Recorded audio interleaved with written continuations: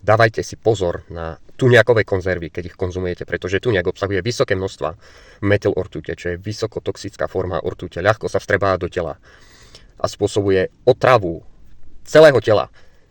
Limity, keď dobre viem, v EÚ sú nejaký 1 mg na kilo tuňaka.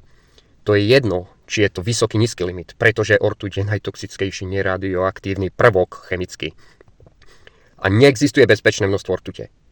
Predstavte si to tak, že jedna gulička ortute otrávi jednu bunku. Takže aké je bezpečné množstvo? Ďalšie zdroje ortute sú vzduch. Bývate blízko uholných elektrární alebo nejakých podobných fabrik. Zase vyššie množstvo ortute, ktoré prichádza do vašho tela. Zuby, amalgámy, ďalšie množstvo ortute. Potom veľmi záleží na tom, akú máte genetiku. Do akej miery to telo je schopné odburávať ortuť. Niekoho telo bude schopné veľmi dobre odburávať ortuť, niekoho telo veľmi zlé.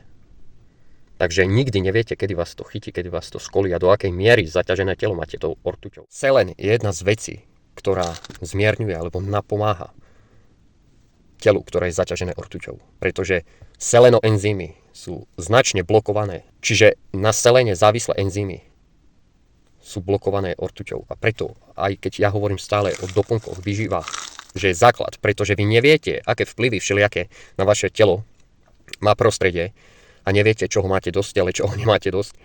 A nedostatok výživy, nejakého výživového prvku môže značne zhoršiť fungovanie vašho tela a v kombinácii s toxínmi extrémne.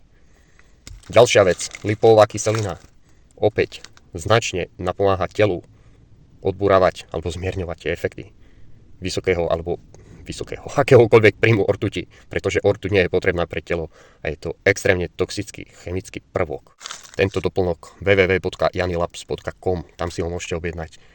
Ale pointa je toho tuňaka nepchať do seba, lebo obsahuje vysokotoxickú formu ortuti.